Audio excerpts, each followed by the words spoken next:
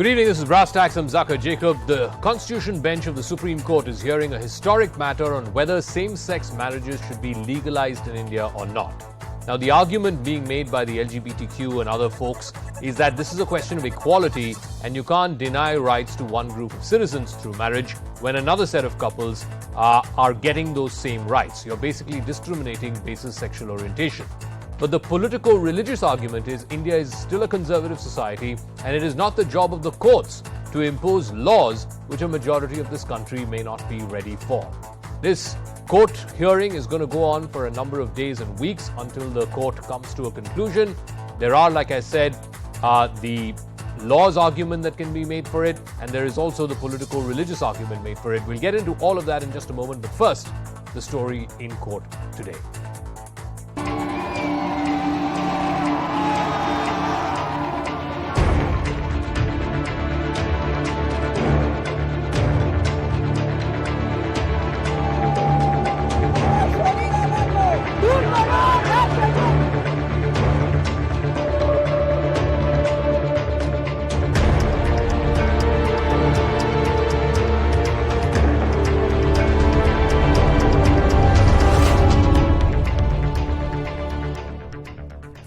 So yesterday, the centre had called the demand for legally recognizing same-sex marriage as a mere urban elitist view. Today in the Supreme Court, Solicitor General Tushar Mehta argued that rights have been provisioned for the LGBT community.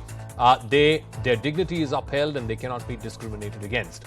He also argued that the Hindu Marriage Act has been a code of conduct. The centre has also raised objections to the Supreme Court hearing this matter, saying it's only Parliament that is constitutionally permissible to decide on the creation of new laws. And the Solicitor General also asked the Supreme Court to let Parliament take a decision on whether to legalize same-sex marriage or not. Meanwhile, arguing on behalf of the petitioners, Advocate Mukul Rohatgi read out the preamble of the Constitution. He said, "It pains me to see that the government calling same-sex marriage an elitist concept and that the choice of an individual is not an elitist concept." He also claimed that the state is not willing to recognize anything apart from heterogeneous relationships. The petitioners argued that sexual orientation is an essential attribute to privacy and that any discrimination against any individual basis sexual orientation is deeply offensive to their dignity. Countering the centre's argument that Parliament should decide, the petitioners said that I cannot be told that I should wait for Parliament to grant me these rights when I'm dead and gone. They also said it's not good enough to say that we will leave you alone after the decriminalization and the abolishing of 377, but be happy now. To this, the Chief Justice-led bench observed that there is no absolute concept of man or an absolute concept of woman at all, and that our society has found much greater acceptance of same-sex relationships between the 377 judgment a few years ago and today. CJI Chandrachud also said it's not proper to leave LGBT community alone to be recognized by social institutions. The bench also argued that the court cannot deny that there is a legislative element involved. Now, the Supreme Court bench also asked the petitioners if the arguments could be confined to just the interpretation of the Special Marriage Act. The Special Marriage Act is for marriages that cannot be solemnized because of religion, whereas personal laws are governed by religious laws, so any alliance under personal law has to have social cum religious sanctity. The Special Marriage Act already speaks of marriage between any two persons, whereas personal laws do not allow same-sex marriages. The Special Marriages Act can be tweaked to make it gender neutral, whereas any change to personal laws can complicate the laws of succession, adoption, and divorce. There are currently more than 30 countries that recognize same-sex marriages, but in India, it's been a long fight for gay rights activists. In 2017, the Supreme Court ruled that sexual orientation is a protected right. The following year, the top court made the historic ruling of decriminalizing gay sex. Last year, the Supreme Court instituted protection for what it called atypical families, and now this historic hearing has begun on legalizing same-sex marriage, with the centre calling marriage exclusively a heterogeneous institution. But why are LGBTQ demanding legalizing same-sex marriage? Now, let's break down the current legal status as it exists in law today. Currently, same-sex couples are not allowed to have joint bank accounts. They cannot make any financial investments as a couple. They can't even sign any medical forms for their partners, consent forms as they are. Legal recognition could grant them adoption as well as property rights, which are extended to heterosexual couples. All right, let me open this up to our guests who are joining us. Shashank Shekhar Jha is a lawyer appearing in this case. Sonal Gyani is an LGBTQ activist. Paras Tomar, producer and actor. Harish Iyer, equal rights activist. And Priyanka Tandon will also be joining us. Let me start with you, Sonal Gyani. The argument put forth by the centre is that marriage in a country like India is essentially a religious construct. It is sort of solemnized by whichever religion you believe in. And therefore, in a country that is deeply religious conservative, this idea of legalizing same-sex marriage may not fly. A majority might actually resent such a move, and therefore the centre is arguing that same-sex marriage should not be made legal. How would you counter that argument? I would say that our country is known for its secularism, its diversity and its inclusion. The fact that a Special Marriage Act even exists is, is a certificate to the fact that we consider that there are people with different religions who are part of this country. As far as the laws concerning the Hindu Marriage Act and the, the acts around marriage, the personal laws, while we may not have legal sanctity going through that route, it is not like Indians are not getting married under, religious customs. They are very much getting married abroad and within the country as well. Enough news reports will show you that. It is only that we don't have legal support. At the moment, I understand that the court wants to restrict themselves to a Special Marriage Act, but even otherwise, there is definitely room for including our community. So let me ask Paras Tomar, if the court, and this was something that came up in the conversation in court today, where the CJI was of the view that it may be better to look at it purely from a point of view of the Special Marriage Act, where it says any two persons who want to get married can get married. It is a civil contract. It is a civil union, if you will. If you go that route, the problem is then you're still not solving the issue of same-sex couples getting the same rights by marriage as heterosexual couples do, whether it is right to property, right to inheritance, right to alimony. All of these are not settled if you merely look at it from the point of view of the Special Marriage Act. Yeah, it actually feels like abject tokenism, where it's almost like a little bone that will get thrown. But the thing is, as a citizen of India, as a proud citizen of India, as a tax-paying citizen of India, I think we're all at a point now where we're now demanding these equal rights, right? And it's very important. When I was hearing that argument, the fact that they talked about the fact that this was just an urban elite phenomena, I think my eyes rolled so hard because LGBTQ, the T, the transgenders, that community talks so openly and vocally about the fact that they don't get jobs, that they have to become sex workers or that they become beggars. So, when I was hearing about this whole urban elite phenomena, it just feels like a construct where they very conveniently want to look at one side making the argument. Sure, there could be extremely poor people who are gay, but they're probably not coming to the forefront because they don't have livelihoods, they don't have money at the moment. At the same time, the other counter argument is, even if it is an urban elite phenomena, which it is not, so what?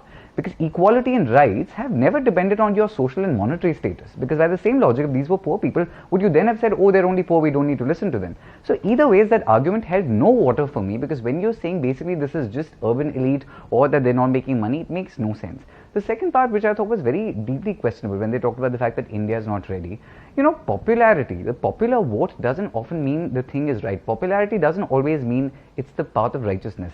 Sati was a popular concept, but we had to get done with it. There was a point where everyone thought child labor was just fine. Everyone thought child marriage was just fine. But these amendments and these laws were changed because we had to move with times. Just because today a popular majority thinks that, LGBTQIA is just okay, it's not cool. When you talked about the fact that these laws will also make sure that now, even when I find a boyfriend, first of all, finding a boyfriend and a husband is still going to be a task. But even when I do find that person, to something as simple as just going to a club, it says only couples entry allowed. If I go with my boyfriend, I'm not allowed to enter a club because you need a girl.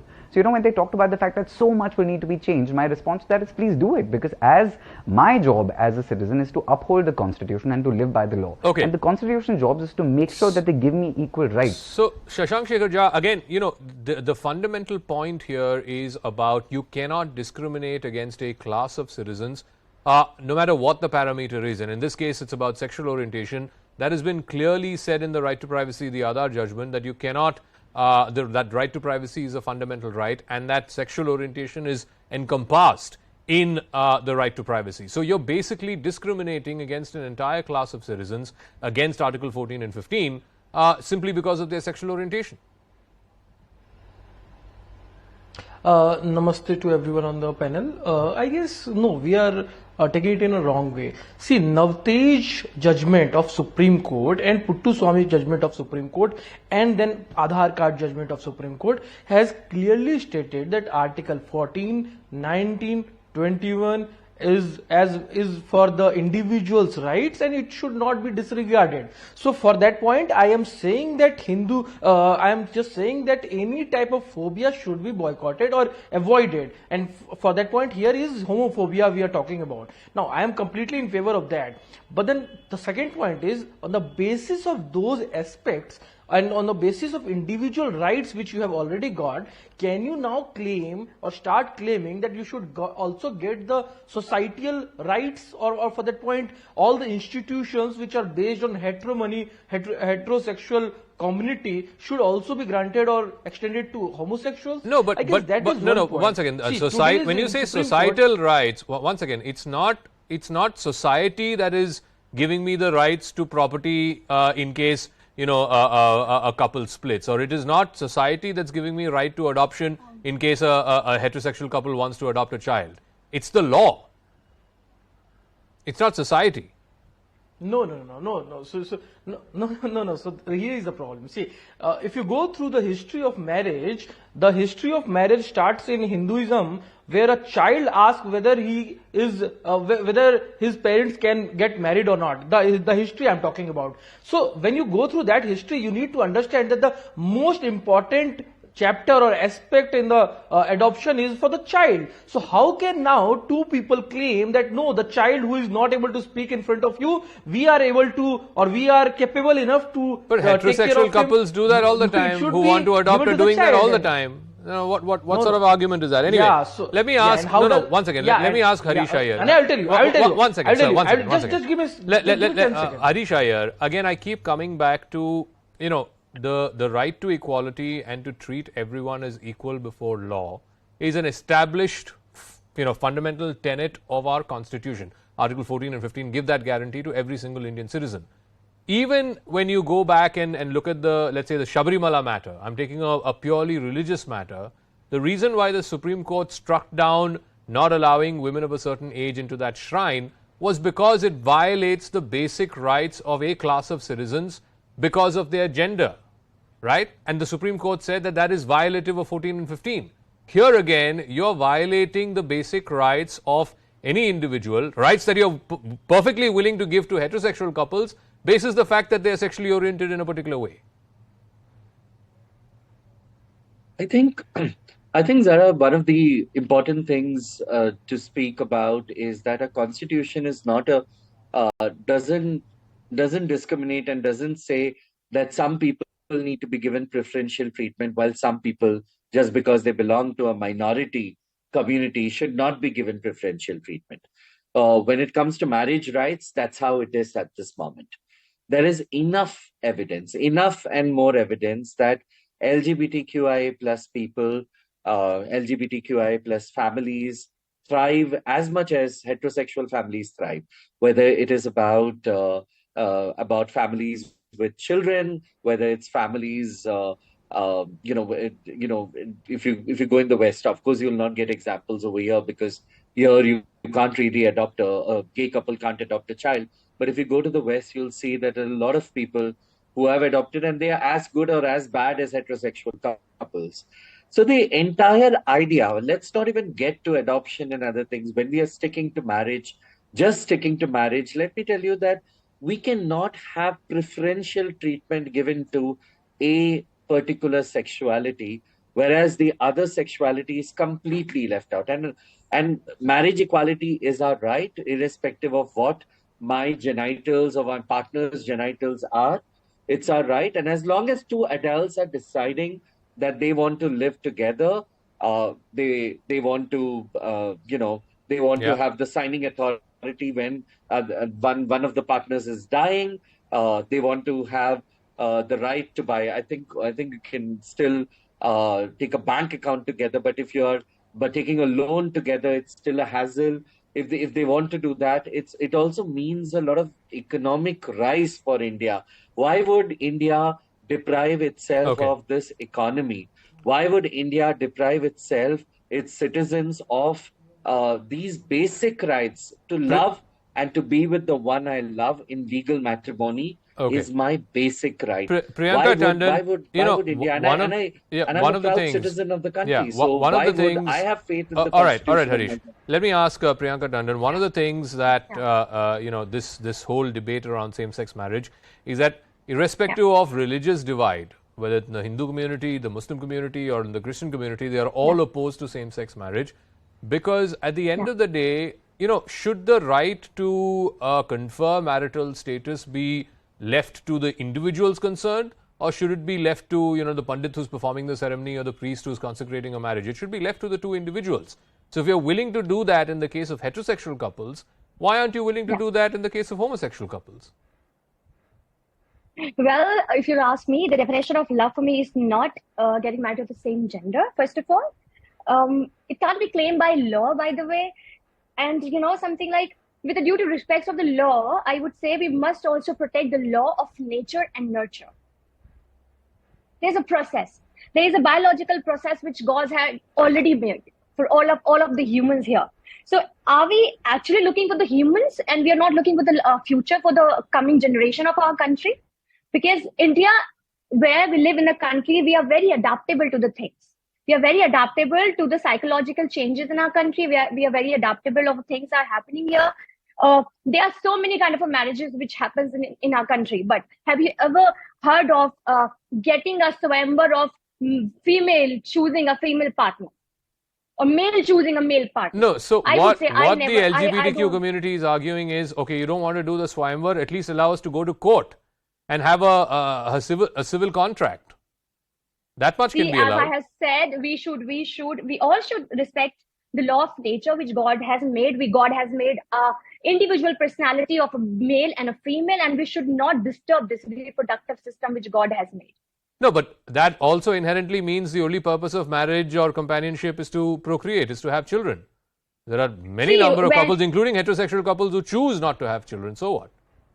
That's perfectly fine. This is absolutely this. I don't agree with this. This is absolutely an individual choice. If you want to get married to a male or a female, yes, or you want to get married to anybody, you want to get married. Here in India, where we live, we belong to such culture where we respect every individual as a human. We are not saying that you're a criminal. We are not saying that you are doing something wrong. We are not saying that you are not a citizen of our country, but you are asking for something which I feel I don't support. So, Paras, how do you respond to that? Basically, they're saying that till 2017-18, homosexuals were seen as criminals. Or now we're doing you a favor. We've read down the law. We have never used this term as we are going to. Like I said, 377 was there till it was on the statutory books. Homosexuals were considered as criminals.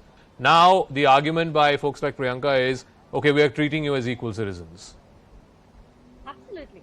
Paras. So I don't know, I want to just ask Priyanka, on the spectrum, is she someone who's part of the LGBTQ community, or she recognizes or she identifies as a straight person? What is her sexuality? I think I'm absolutely a straight person, and please don't consider my sexuality here on national television. Thank you so much for that, right? I'm not here to tell you what is my sexuality. That's where the problem comes in, because I think a lot of people... I respect every individual who is sexual or bisexual.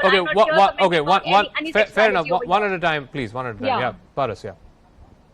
So now I want to understand, this is where the grassroots problem comes in. Imagine someone getting so offended when you're asked about what your sexuality is. So when somebody like that says that, it means she is considering that LGBTQ is a problem. Now that mindset right there is an issue. Now the reason I asked is, if Priyanka would be an LGBTQ activist or an ally, or someone who may not be part of the community but still is an ally, it'd be cool. Now the fact that she's offended, ma'am, why can't I ask you about what your sexual preference is on national television? The whole point of this debate is to have a mature conversation where you say who you choose to love is your prerogative. Now the whole funda with this is, when you talk about marriage, if you don't agree with my choices, if you're not part of the LGBTQIA, you actually have no business having a comment or an opinion on my life. So if you're not part of the community, what business do you have to decide how I live my life? Okay. Priyanka? I want to know that. Yeah. Well, first of all, I believe in the law of nature. Anytime now. I believe in the law of nature. I believe in God. I believe that God has made an individual person as a male and female, and we all should follow So do you think God did not make me bisexual? Do you think I became bisexual unnaturally or unholily or not? And be very careful with what you say, Priyanka. You are on national television. Yeah, sure. You think it's unnatural for me to be bisexual and God did not make me like that? So God made me bisexual? Yes or no? See. I absolutely respect what you're saying. I absolutely understand what you're saying. It is just that I'm not here to comment on your bisexuality. I'm not here to debate with you. That I'm not against you. As I earlier said, that I respect every individual. Okay. But this is my personal choice that I don't support. Great. So my response to that, if I may finish, my response to that is Priyanka, if we had the support of people who are not from the LGBTQIA, that would be great. But you know what? If you don't approve of my lifestyle, that seems like a you problem. I am looking today at the Constitution of India, because just before a couple of years ago, we were also criminalized. Maybe you were very happy about the fact that we were treated as criminals, and now you have no option but to say, I have already mentioned that we don't treat you as a whatever your opinion may be, because I have so much faith in the that. Constitution of India. The day they turn around and say, hey, now men can marry men and women can marry women, I will make sure, I will get your details, we'll send you a marriage invitation, and you're wholly invited, wholeheartedly, to attend the wedding. I want to take this forward. As badly as anyone else. Sure, I want to take this forward. I want to ask Harish as well as the others on the debate. Let me ask. Let me go back to Sonal Gyani. I think it comes back to what the SG was also asking today. If you grant legal status to same-sex marriages, how are you going to then change laws of adoption? How are you going to change divorce laws? How are you going to change laws of succession and inheritance in this country? And of course, for each community in this country, there is a separate succession and inheritance acts. Yeah. So I think, first of all, we should guard ourselves in presenting matters of technicalities to come in the way of giving equal rights to our citizens. That's number one. As far as technicalities are concerned, there have been multiple judgments where technicalities have to be looked into. Very recently, you've seen the Vishaka guidelines also. There is a commission that you can make sit on this. The Special Marriage Act is the most easily, I believe that it's very easy to actually tweak it to include more than two people who are married. Right now it's being interpreted incorrectly, again because of technicality. And I think it comes back to what Priyanka was speaking about, right? That the misinformation that public has around whether is this natural, is this normal, and these are things that the Supreme Court had in fact asked to address under Section 377. And for an audience which may be misinformed, I just want to say that one must be very careful while using words like natural or normal. What is natural? Natural is something that exists in nature.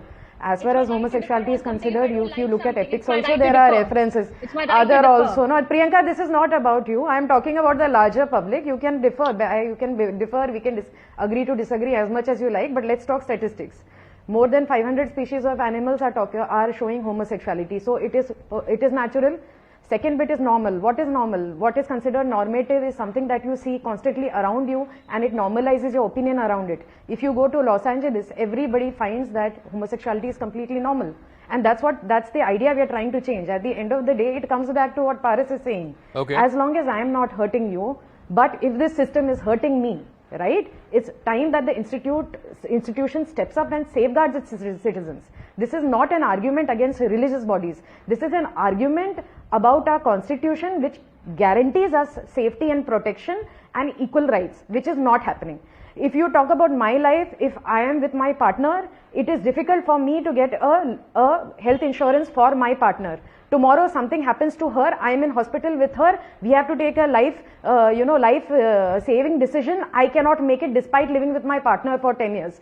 I want to live in a house with my partner, there are 20 people who are refusing to. And if you are talking about this whole elitist concept also, let me tell you, when it comes to grassroots, and I have been across India in small villages, smaller towns, this is the primary issue. Okay. The marriage pressure, especially on LGBT women, right? The marriage pressure is the main cause for people to have, mental health issues, suicides.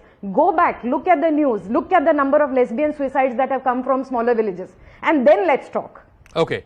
Harish, I'll give you the final word. Harish, just to take this forward, if the hearings in the Supreme Court are going to be restricted to just allowing same-sex couples to marry legally in a civil contract as per the Special Marriages Act, you still have a whole host of areas that still have to be traversed and which still have to be addressed, which is succession, divorce, inheritance, property rights, etc., etc.